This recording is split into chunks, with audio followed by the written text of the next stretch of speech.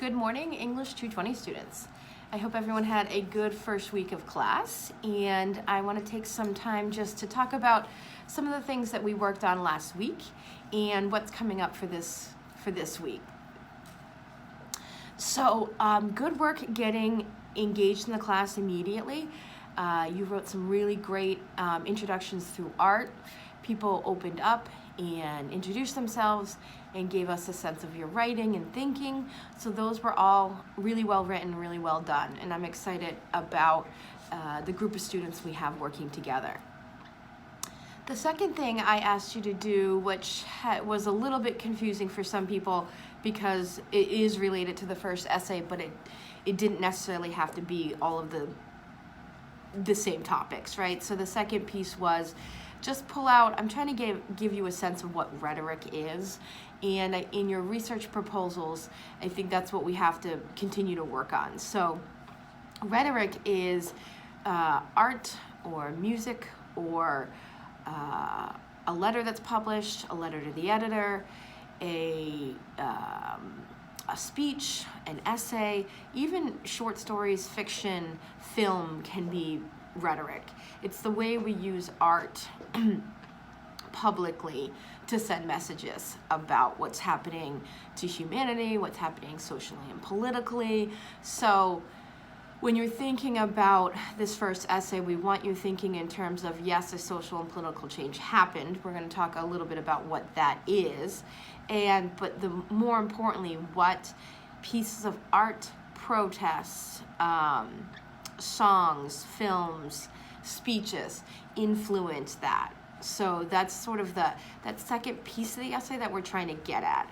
So the argument exercise from last week asked you to find what you were finding were pieces of rhetoric. I think speeches, a letter, a film, right, that had sort of social conscious and gave a social impact to something that was happening in the world. And you all seem to understand that and do that really well. And these things are all around us, and most of us engage with these pieces of rhetoric all of the time. Sometimes we don't realize that they are a part of important social and political changes that are happening. So then I asked you to think about this first essay, and as I said before, it has two pieces. One is that it's to sort of pick a major social or political change or movement and tell us a little bit about that movement. And then the second piece is, what are some of those pieces of rhetoric, speeches, essays, letters to the editor, film, song even, that influenced that change. So I think you've all picked really interesting and significant changes. We have a couple of civil rights. We have the abolishment of slavery. We have, what else did I see? Some things about the Holocaust. And I think what's challenging sometimes about these big topics is that they're really big. So the civil rights movement actually went on for decades. And obviously the rhetoric around the Holocaust, years and years of that, right? So I think part of my advice for you this week is to try to sort of zero in on your topic. Successful civil rights papers will end up talking about maybe three of the major speeches that were delivered at that time, or three of the major protests, or three pieces of writing from Martin Luther King Jr., or three pieces of rhetoric from Malcolm X, or a combination of those things. Students have talked about demonstrations like Rosa Parks and the Freedom Riders. But we want to zero in because there's so much you could talk about in terms of the civil rights movement and the rhetoric that you want to make some decisions about what rhetoric you want to explore. You could even look at the Harlem Renaissance, which was a big part of what influenced the civil rights movement and social change. So I think it's important, something like the Holocaust, something like civil rights, is that we're zeroing in on which pieces of rhetoric we want to focus on, what three speeches, what three protests, what three songs even, right? Because it's just going to make the essay more digestible for you. I'd say the same thing about the Holocaust. I think if you're thinking about, someone's writing about Anne Frank, which is excellent. She created a diary that served as rhetoric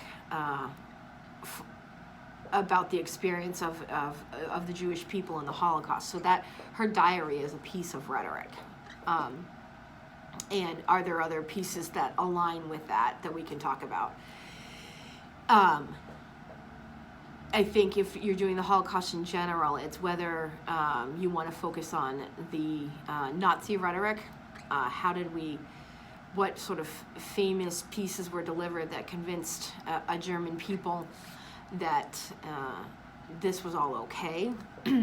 Or do you want to look at some of the rhetoric that was sort of anti-Nazi? So it's making that decision. I'm trying to think of a few of the other ones. Let's take a peek. If we're talking about the abolition of slavery, we're talking about what writers, poets, politicians, speeches were delivered to finally convince the United States about the Emancipation Proclamation, right? The Emancipation Proclamation is a piece of rhetoric in and of itself. It's beautiful. Obviously the Gettysburg Address. So we want to start zeroing in on the pieces of rhetoric. I think that's going to just give us a nice focus point. Let's see what else. A couple of presidential campaigns, which are exciting to look at. There was a lot said and delivered and written about around those elections, 2008 when Obama was elected, and then 2016. So that's a nice contrast. I think someone's doing the 2008 election, someone's doing the 2016 election. What public speeches, articles, letters to the editor, public moments influenced what happened in those elections? That's what we're looking for. What else? Just trying to see if I've spoken to each of yours.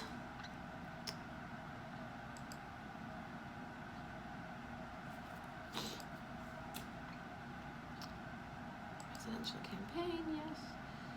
Civil rights. Holocaust. Vietnam War, excellent. And that's another great choice. And it's thinking about, are we talking about the movement to end the Vietnam War? There's so many great examples of pieces of rhetoric that influenced us, not soon enough, but leaving the Vietnam War. And then there's all the aftermath of how we treated the veterans that took us decades to figure out. So that's another excellent choice. But we're looking for, again, speeches, art, essays, poems that influenced how we looked at the Vietnam War as Americans. Let's see.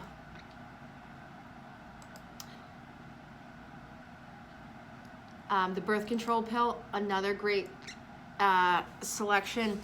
This was just women's reproductive rights in general. There are so many advocates for women's reproductive rights. And sexual freedom and all of that stuff. Can we find some of those advocates? What did they say? How did they speak for women's reproductive rights? How did they advocate for the birth control pill? I think that's a great choice. What did that all look like? And then someone's doing the apartheid in South Africa, which is such a beautiful, interesting movement, and it's what were the great voices that spoke up in South Africa at that time. Let's find them. Let's find those. And I say to all of you, like, these three pieces, unless it's something like the Diary of Anne Frank, which is a piece in and of itself that you could talk your entire essay about. But most of you have topics where we just want to sort of zero in on three major pieces of rhetoric that we can talk about. So I hope that helps a little bit topically where we're going. And the exercise this week, there's two. One is, well, there's three. Excuse me. I'd like you to respond to two of your peer proposals, just so you can kind of see what other people are doing and give them some ideas about how they might proceed. So respond to 2 proposals. Make sure you post your proposals so that others can respond to you.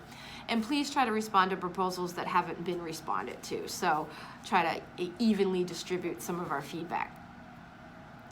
And then I'd like you, we're starting to think about these rhetorical strategies we talked about, that we'll talk about all class.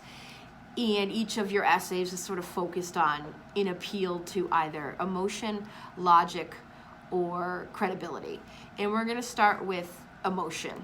So pathos means that you're building an argument that appeals to your audience's emotions, right?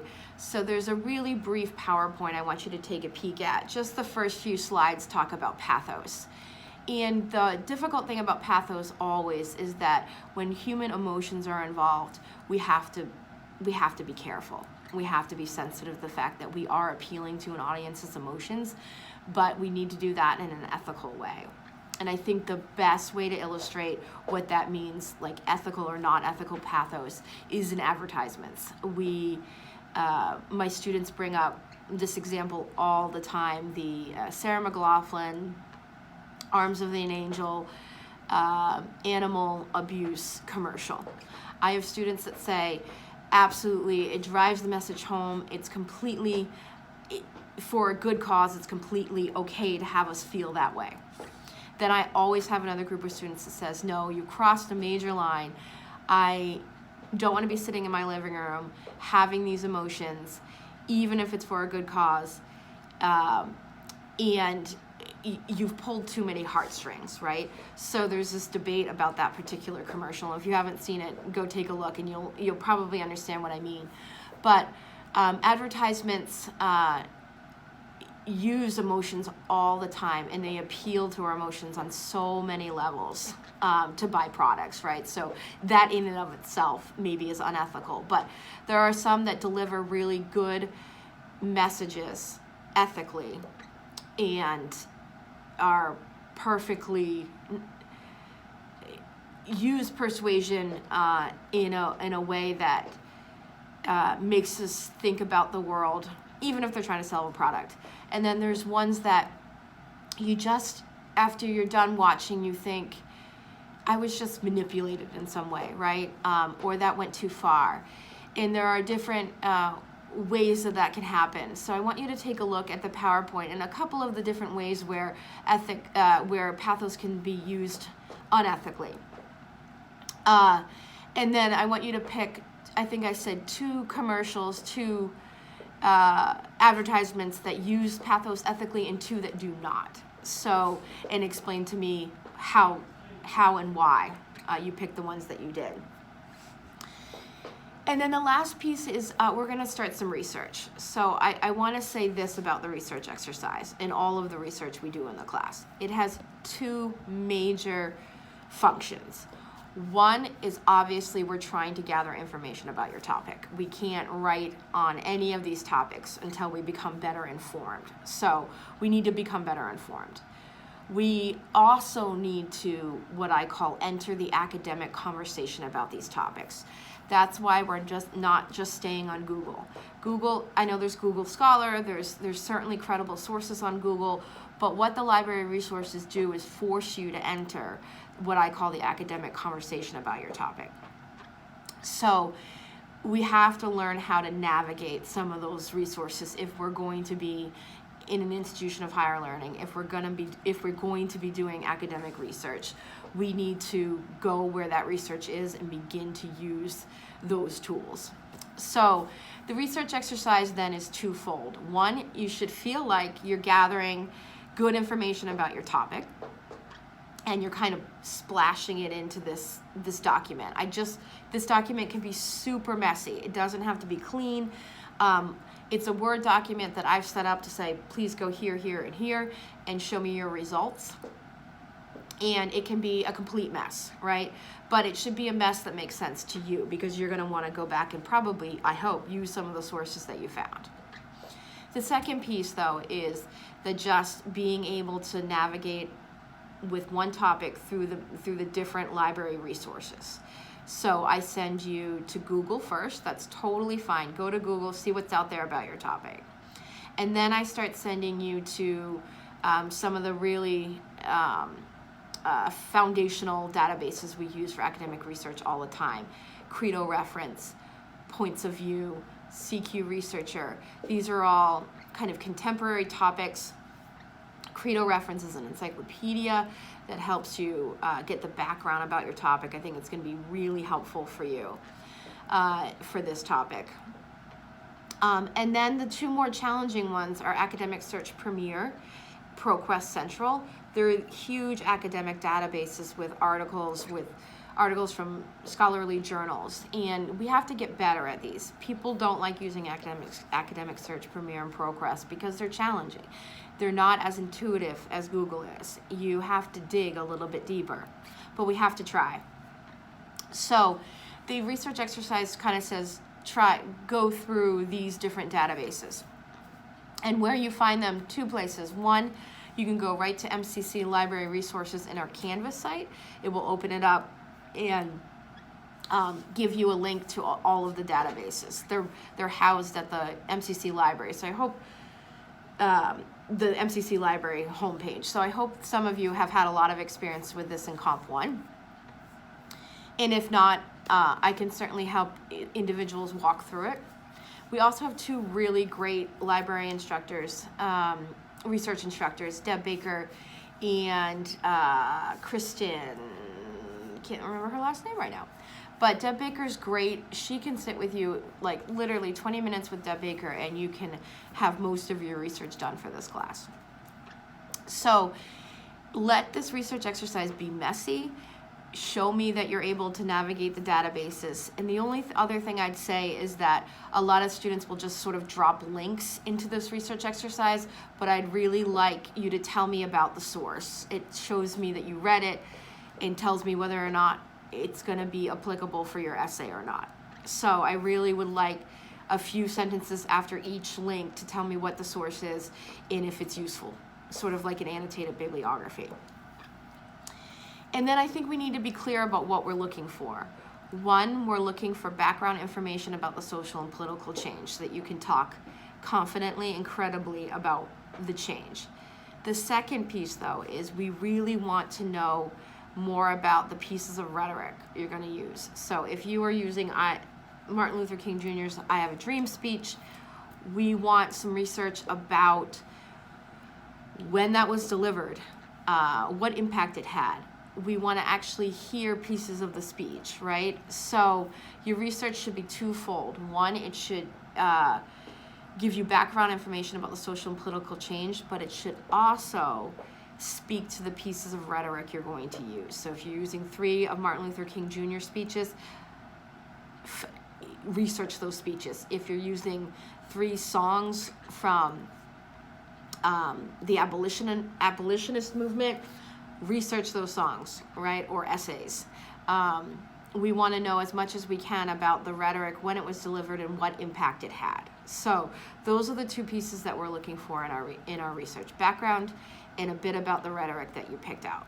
So I am here if anybody wants to come by and we can talk through your project together. But start your research, let me know how it goes, and we'll kind of go from there to see what comes out. I'm also going to post a couple of student samples. I know I said I was going to do that, but I'm going to do that right now. So you have some sense of what this looks like as an essay, and that might help you, guide you with what research you need to find.